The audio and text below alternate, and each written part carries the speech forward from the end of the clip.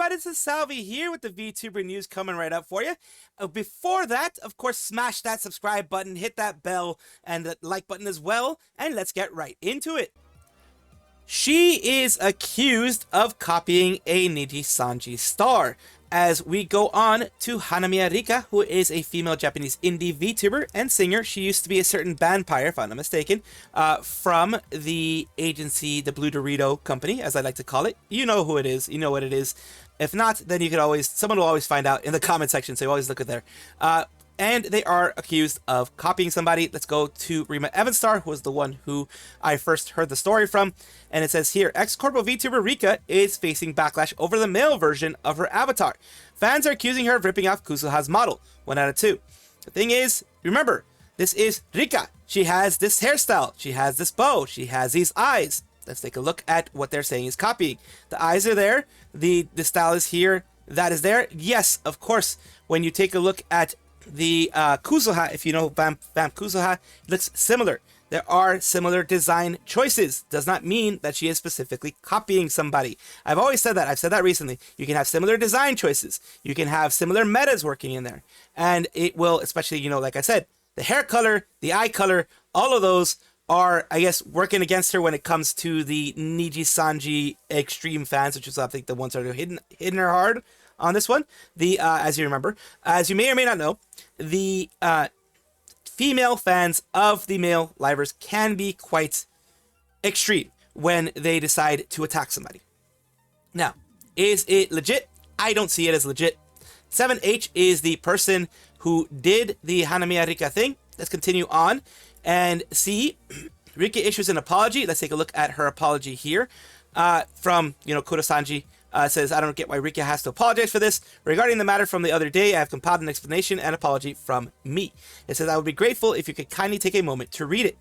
This is what it goes. Regarding the recent illustration of the male version, I received a feedback from the illustration of the male version of my character resembles another VTuber. Sincerely apologize for any discomfort or inconvenience this may have caused you. Although it was not my intention, it is true that the final result ended up bearing a resemblance, and I deeply regret my lack of awareness in this matter. I commissioned the illustrator because I believe they were skilled at depicting a variety of male characters and were experienced in rendering white hair. During the creative process, I made conscious effort to avoid resembling anyone else by providing specific instructions and requesting revisions, such as giving the character a youthful, boyish impression, incorporating my own character elements, glove, ahoge, hairpins, and black gradient at the ends of the hair for alternative versions, adjusting the pose to avoid an overly rugged or intense look, adding highlights to the eyes and avoiding shadowing underneath them. Additionally, as there was no intention to emulate any specific individual, I did not reference any images of the person in question during the process. Nevertheless, I acknowledge that the final result ended up appearing similar to someone else, and I accept that this is due to my own insufficient oversight in the creative direction. I've also seen comments suggesting that this was done intentionally or for self-promotion, but I had no such intentions whatsoever. Rika's not the type of person, I'll be honest with you. Even when they were in the Blue Dorito Company, they weren't this type of person either. So I really believe her. However, I recognize that my lack of consideration may have led to such an interpretation. Regarding the comments about female designs being a copy as well, I want to clarify that it was not intended to emulate any specific individual. Nonetheless, I sincerely take seriously the fact that it was perceived that way. I take this matter seriously and will strive to improve the precision of my design supervision going forward, ensuring that such issues do not happen again with the utmost care. Once again, I deeply apologize for the trouble I have caused. I am truly sorry. And this is the one that you're looking at. And this is the artist who did it. And they're saying here, the honor creating the illustrations for Hanamiya Rica, Rika-sama's essay collection. Thank you so much for entrusting me with this opportunity. Let's take a look at some media that they've created before. They have done Vamp Kuzu before. This is Kuzuha. This is the Kuzuha designs that he's done before. So he has done Kuzuha art. And he's done, like, his art runs a similar style, as you can see here, with the different ones he's used. It does run a similar style. He has his own style of drawing both men and women. So it did bleed into this, but there are differences. Although you may see they may think they're extremely subtle, there are differences. There are similarities, of course, because this guy's design style is a certain way. But yeah, the Vamp Kuzu versus this is different enough, in my opinion. I do feel that it is more leading towards this than it is towards anything negative. Now, for the reasoning why she has to apologize, she doesn't. She actually doesn't. But in Japan, it does reflect better on her for her to say, basically saying, I'm sorry I inconvenienced you guys with this. I'm sorry that you guys had to see the drama that happened with this. And I will be better at managing these things and making sure the drama doesn't pop up again by making sure I'm fully aware of things going on forward. It is, like it says here, Japanese social norms. Illustration was used in something published as a commercial product. Statement is that supervision was insufficient is not incorrect, considering that apologizing was at least inappropriate response within Japanese society. It's all based on the Japanese lens. You have to look at it from the lens of Japan. This apology will help calm some of the criticism directed at her. I think the biggest issue in the situation lies with the artist. Much of the criticism is directed more towards the artist than Rica. Most artists try to avoid similarities as much as possible, even if it is impossible to eliminate them entirely. They make sure it doesn't reach the level where people can immediately make the connection at a glance. However, when looking at this artist's past fan art of Kuzuha, some pieces are so similar that it is hard to distinguish them from an illustration that sparked the current controversy. And that's the thing. They flew too close to the sun, the artists themselves. Common for an artist's style to resemble itself. Quite rare for it to be this similar. Honestly, I think the real issue is that the artist judged the illustration to be acceptable in the first place. So yeah, it is more a Japanese norm. She didn't do anything wrong, in my opinion, but it is a norm that happens in Japan. Kuzuha fans basically doubled down on that. Talk about Niji fans here. Female Niji fans of Niji, especially male VTubers, are often the most delusional, aggressive, non-negotiable people out there. Especially the case when a female streamer is their target. The reverse would cause some people to attack Niji if we pull the same stunt. As with many, I agree that Rica has no fault in this. The artist is to blame. Pretty sure the artist is still on Rica's Twitter.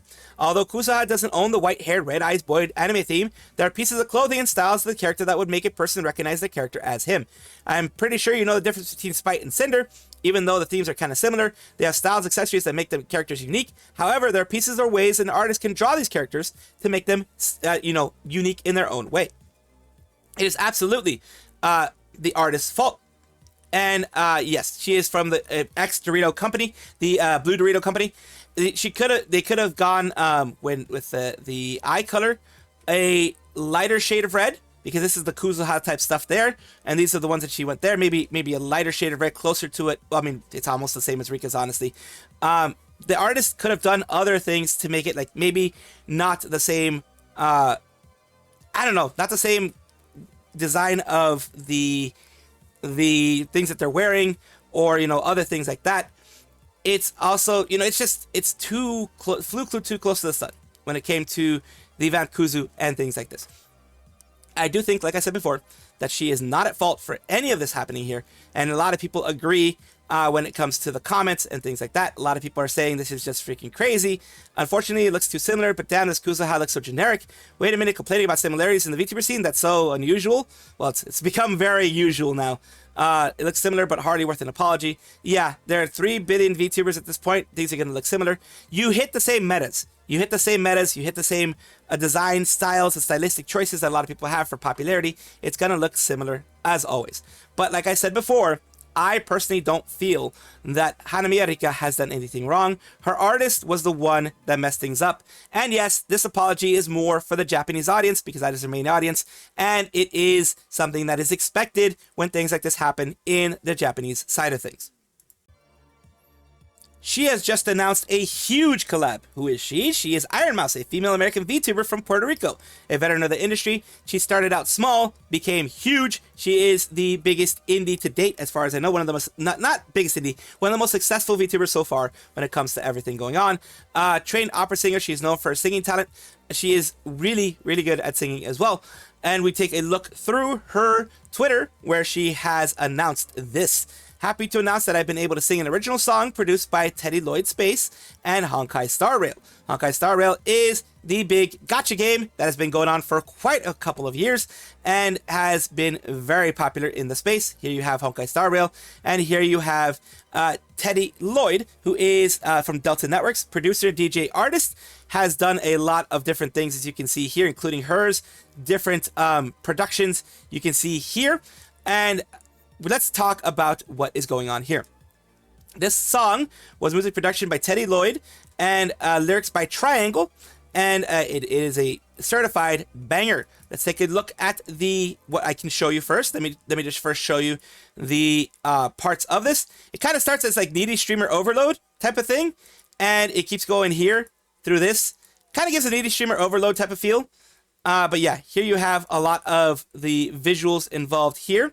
I usually like trying to show you the visuals first and then show you a little bit of the video, so you can kind of see the different visuals that are around. As you can see, it's very, very Ironmouse coded and very coded with the specific character in Honkai Star Rail as well. And let's just take a look at over here a little bit of the song in the way that I usually do it, by cutting off a little bit of the top. And real quick, the character in Honkai Star Rail is Sparksy. Let's take a look.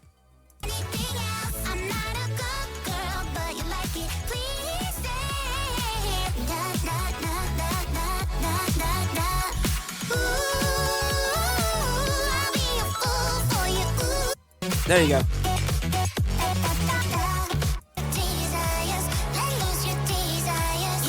And there you go. That's a lot of what is going on there. I can't show all of it, of course, and I have to kind of cut off a little bit of this because of the weird way that YouTube does the copyright thing. It says the official Ironmouse is now canon in HSR. It has been looping in my head literally all day. Just an earworm. Whoa, awesome job. Beautiful from the queen herself, the queen of the Bloodflame Kingdom. Hollow EN's ERB Bloodflame, Elizabeth Rose Bloodflame, the queen herself. And she is everywhere.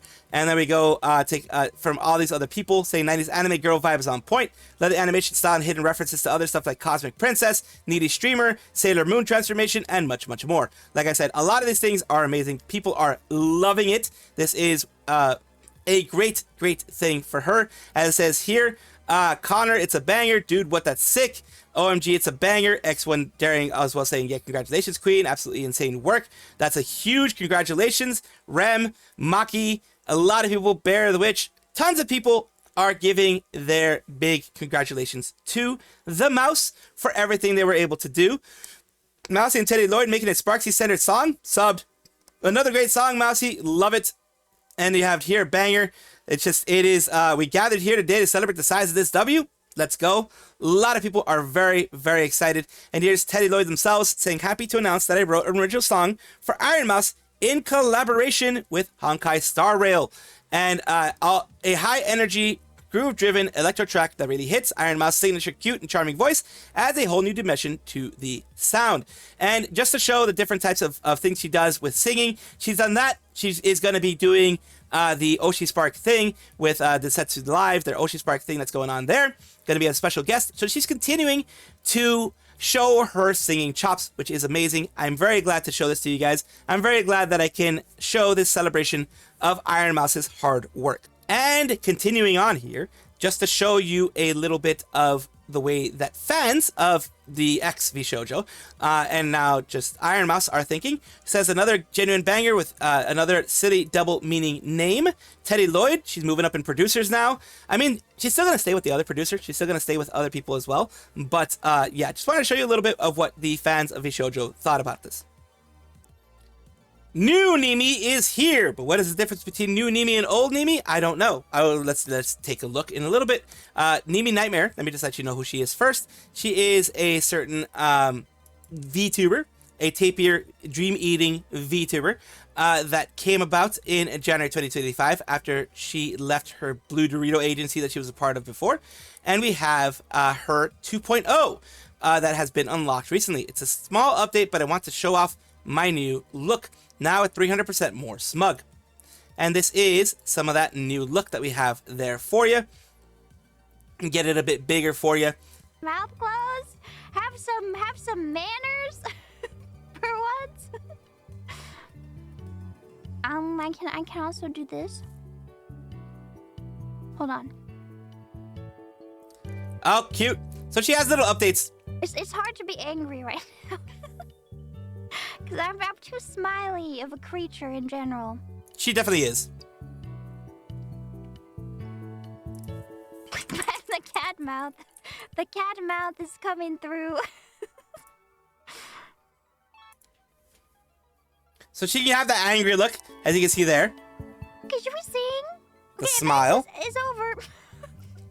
The rigging is very good. It is very fluid. A lot of movement. It's very good. No more stress needed. Event is all done. I've revealed it. Now it's just a regular old karaoke stream, okay? Basically. Yes. Well, thank you. But now I feel like I'm ending the stream. But yeah, she does karaoke afterwards where she just does some singing, and she has her thing back there as well, which is awesome. I love that look. And she had lots of fun, as did the community down here. It says Nimi 2.0, all the different looks. You have the different... I love when people put these out because that shows all the different looks that she has, the smugness, all that kind of stuff that I wasn't able to get in the actual video. And here we go, just a taper. That's basically her now, apparently. Nimi 2.0, it's so exciting. It is great. It is great to see it. And I'm glad that Froggy Nomad was able to show it off for us. She has some big news, and I'm all here for it. Scarle Yonaguni is a female VTuber with Nijisanji and Luna. She has gone her own way since around, since she started, really. But it started going even more so around, I would say, December 2024, around there. We all know what happened during that time. She started going her own way there, where, you know, she's even had her own Dakimakura that has been out on Etsy, that she had out on her own Etsy store and things like that. So she's been doing her own thing for quite a while, and she has been rewarded for all of her efforts with this. She has a special announcement. I'm so happy to announce my first ever 3D solo mini live. Singing My Heart Out for You begins March 28th, 7 p.m. PST, that's a Saturday, 7 p.m. PST, March 29th, Sunday, for 11 a.m. JST. So she chose a time that was perfect for pretty much everybody, except maybe for Europe. So for most people in the US, it's going to be fine. It's going to be 7 or 10 p.m. at the latest. And Europe, it's unfortunately going to be at one of those times. It's going to be maybe like 3 a.m., 4 a.m., etc. Unfortunately for them, it's going to be very early. But for most people, it's going to be like for the larger audiences that she has, it's going to be at a pretty good time. She says, Scarlet on stage, 3D solo live. Maria Marionette says, OMG, let's go. Opake Pam, let's go. It's been a long time coming. So excited for you. Amazing. Good luck. Definitely going to watch it. So excited. I'm excited for it. I'm going to cover it when it comes out because Scarlet is, as I mentioned, one of those people. She goes her own way. She has stayed out of all the drama that has occurred in EN in the past. She has been crazy too by, you know, testing the pH of her hoo-ha, showing the donut holes, and, you know, tasting her own blood on occasion. That kind of blood. The blood moon on accident. But she's been doing that kind of stuff. But I'm just saying that not to, you know, make fun of her or poke fun of her, but just to show the fact that she is a wild one out there, and she is a fun one to watch.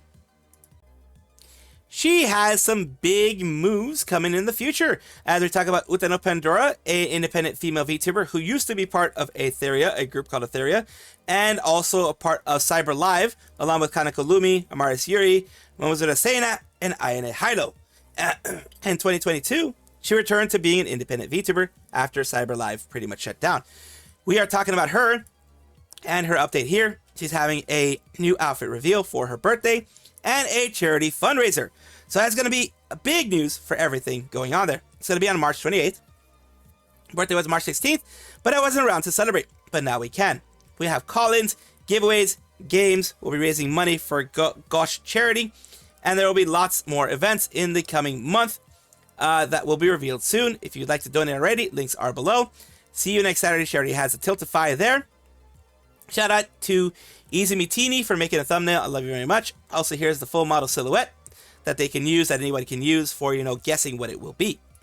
This is the Great Ormond Street Hospital charity. Until no childhood is lost to serious illness. This is a very good thing to always wish for, that no child is left ill, that no child is left, you know, wanting to be rid of the illness that they have. It is a thing that, you know, unfortunately does happen where, you know, people get sick, get ill, but I'm glad that she and others are doing fundraisers for charities such as this, and I do wish Utano Pandora a happy birthday, although it's a late birthday, but a happy birthday and a good outfit reveal in the future.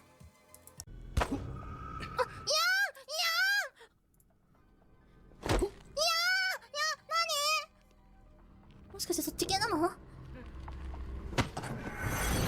お前は誰だ？それで気づくのかよ。 That's how, yeah. I was like, that's how you figure that shit out? 少佐のことは誰よりもよく知っている。嘘、少佐とそんな関係だったの？タチアナがここに来たと聞いてきて。そうでしょ。 Well, I mean, like, look, when you think about it, what kind of commanding officer would he actually be if he didn't know the weights of every single one of his soldiers' newt sacks, and he didn't know the texture and the role of the newts inside of the newt sack?